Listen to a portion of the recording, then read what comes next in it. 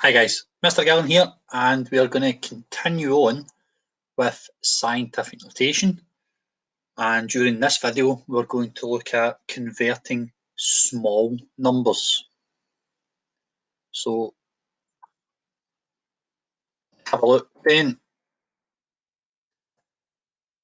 So in the last video, we can use scientific notation to write very, very big numbers, and we discussed the idea behind it.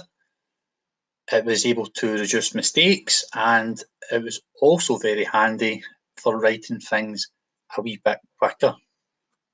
And we can also do that with very, very, very small numbers, like we can see here.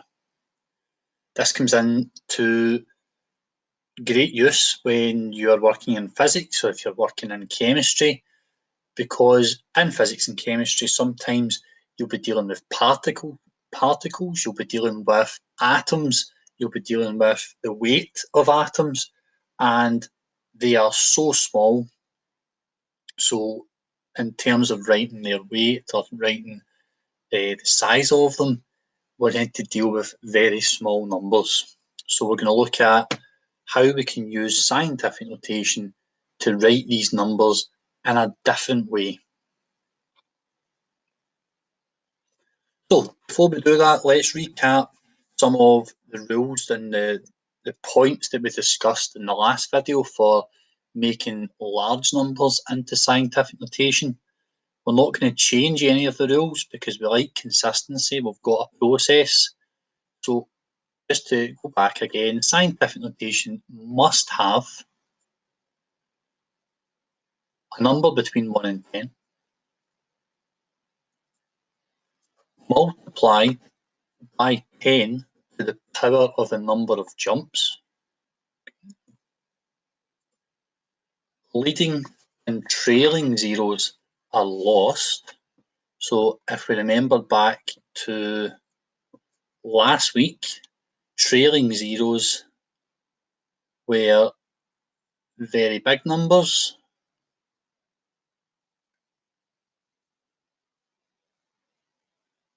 So hopefully it goes without saying that leading zeros are going to be very small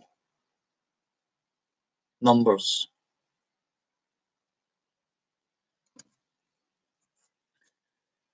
And again, same as last week, any other digits, we keep them included. So let's have a look at some examples then. Actually, before we do that, what we'll do is we'll look again at the powers, because you might have been thinking, how can I make those numbers, the small numbers, have times 10 to a power? Because that makes it go bigger. We saw last week, or we saw in the previous video, that multiplying by 10 to the power of 3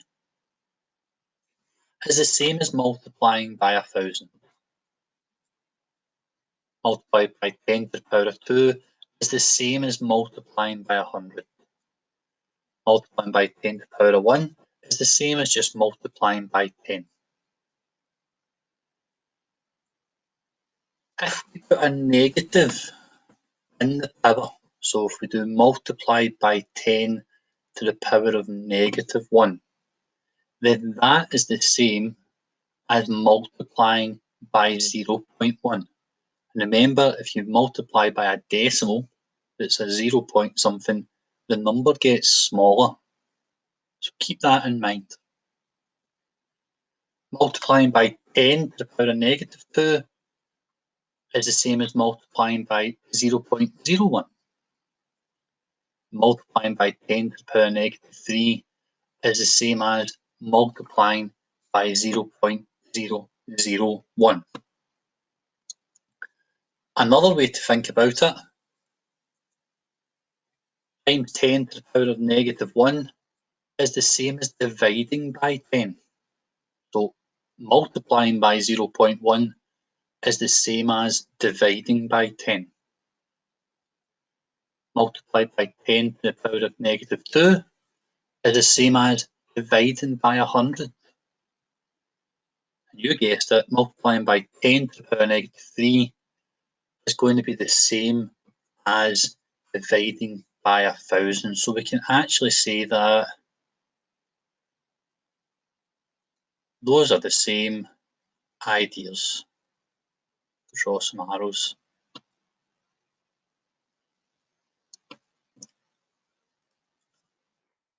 So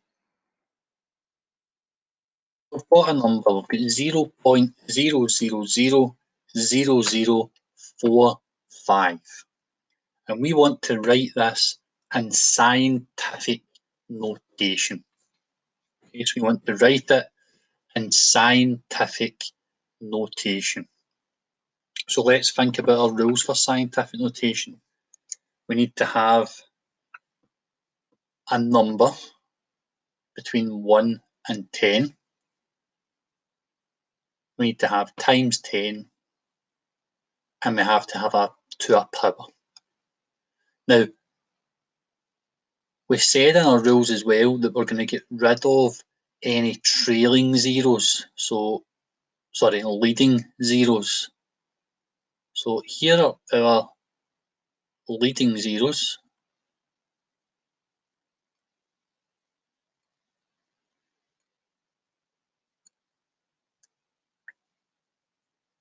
Here are our leading zeros. So we're going to look for the very first number that isn't a zero, which is our 4. So what we're going to write is 4.5. So our first non-zero number is 4. So our decimal is going to be 4.5. We don't get rid of the 5. Remember, we don't get rid of anything that's not a 0. Then we have our times 10. And now we have to add that power. Well, what do we do for the power? All we do is count the zeros that are going to be in front of that first number. So in this case, we've got 1, 2, 3, 4, 5, 6 leading zeros. So our power is going to be -6. Remember, if the number gets smaller, the power is going to be negative. So if we were to write 0.0000045 in scientific notation, we get 4.5 times 10 to the -6. Let's look at another one then. We've got 0.000017. So again, when I form the start of my scientific notation, I'm looking for the first number that isn't a 0. So we've got all our leading zeros here.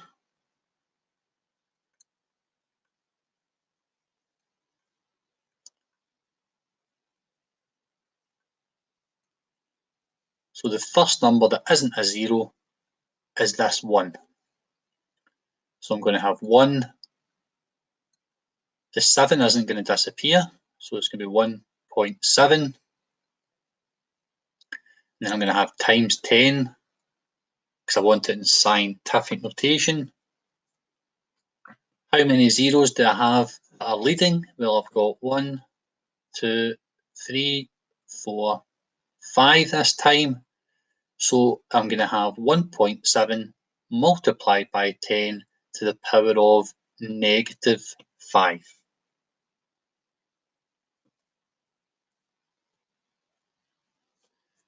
If we look at the next one, we've got 0.00325. Again, the first thing that I'm going to do is I'm going to look for the first number that isn't a 0, which is my 3. So I'm going to have 3.0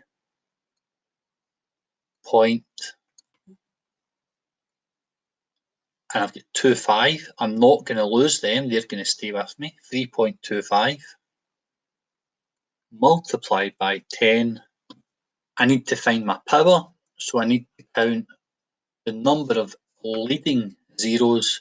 So I've got 1, 2, 3. So my power is going to be -3. Okay. Last one, I've got 0.0000001. So again, the first thing that I'm going to look for is the first non-zero number, which is my 1. I've got nothing after the 1. Nothing comes after the 1. So I don't need to put in a decimal. I need to put in my times 10. What I do need though is I need to know how many leading zeros I have. And I've got 1, 2, 3, 4, 5, 6, 7, 8. 8 leading zeros, so my power is going to be -8.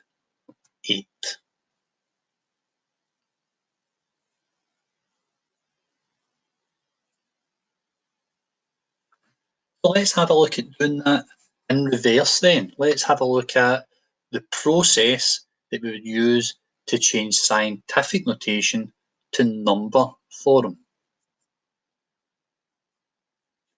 So we've got 2.2 times 10 to the power of -4. Now, the first thing that we need to be very familiar with and we need to make sure we're paying attention to is when you're doing these, if you're doing different ones, that I'm going to change the colour of my pen. The power is a negative. So that's the first thing that I'm always looking for. Is this going to make it get bigger or smaller? It's negative, so it means that it's going to be leading zeros. So the first thing we're going to do is we are going to write out, give yourself a bit of space, the decimal. Okay, that's the first thing we're going to do. We've seen from converting the other way that the power is going to give us 4 leading zeros. So I need to put my leading zeros in first. The last thing that I need to do though is I need to deal with my decimal point. So my decimal point,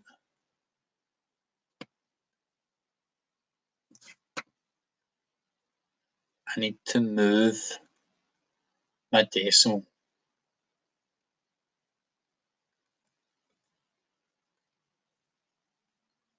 Now, I'm going to have a 0 at the start and then I'm going to have my decimal. You would never just write 0.0, you would have 0 point, and then from there I'm just going to rewrite my number so it's all falling down directly underneath.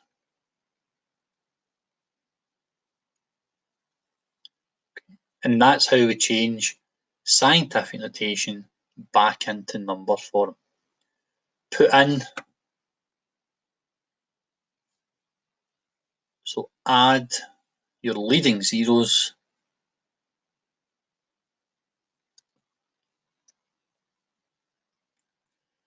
and then move your decimal.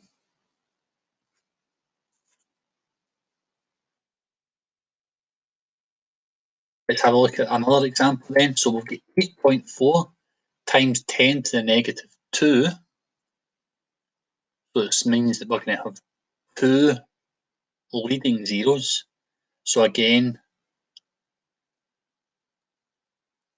8.4 goes in, and then I'm going to add my leading zeros. -2 means 2 leading zeros, and then the last part, I need to move my decimal point so that it's after the first zero. So 8.4 times 10 to the -2 is 0.084. Okay, let's have a look at a couple more then. We've got 1.01 multiplied by 10 to the power of -6.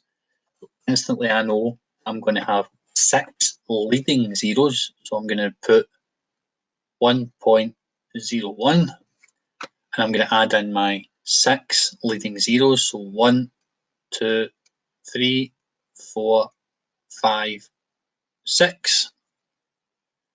And then my last step, I need to move my decimal point to after the first zero, so 0.000000101.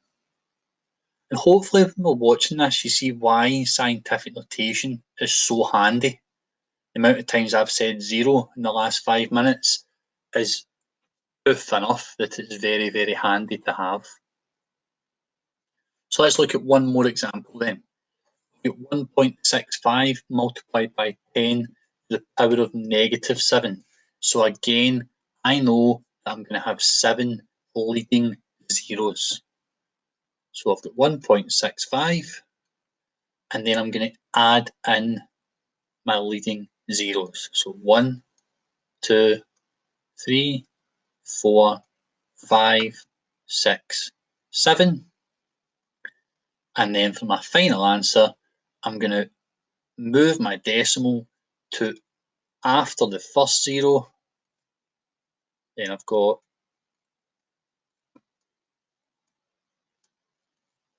all the zeros falling down underneath each other, and my 1, 6, 5.